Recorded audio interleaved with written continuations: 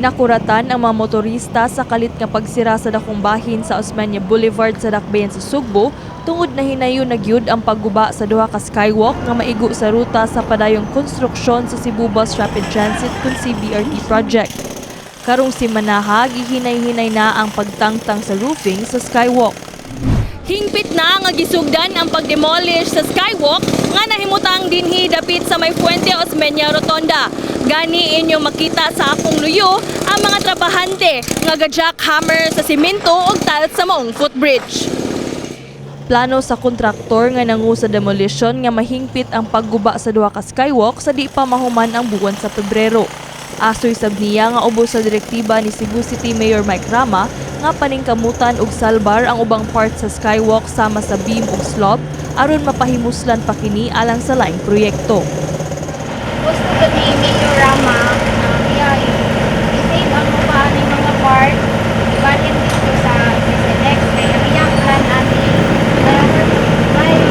ay nakita din sa mayor walang ikuan na niya CCX pero napapagabalo sa iya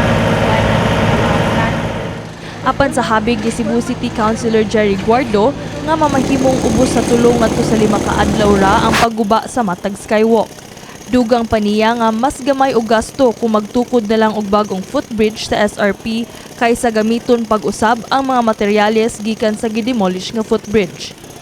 As much as possible, makuha na per skywalk, mga 3 to 5 days ang kuhan. So, kay na may kanang road closure bitaw. So, ang atong contractor, they can work 24 hours a day.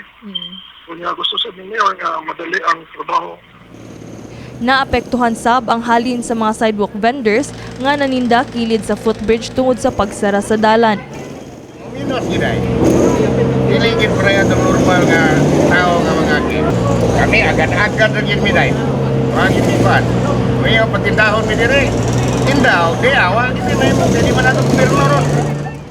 Kahuot sa dagan sa trapiko sab ang nasinati sa mga motorista o commuters kagani ng buntag tungod sa gipatuman nga road closure sa Cebu City Transportation Office kun CCTO sa bahin sa Osmeña Boulevard kung asa nahimutang ang maong skywalk.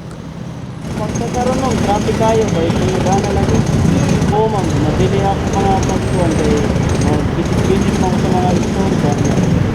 Tumugan, nabili, karoon na kanina pagka mga 6 transfer ko dali traffic yung tayo traffic kay palikuan ko ng hardwood kay yung trabaho baguhan ng mga driver ba ang mga private cars mga close ganun sa skywalk so karon okay naman. Pahimangno sa CCTO nga adunay mga diversion roads nga gipatuman ug gani kung mamahimo mangita na lang og laing ruta aron malikayan ang traffic sa maong dapit. Kini si Queenie Holigon alang sa MyTV Cebu.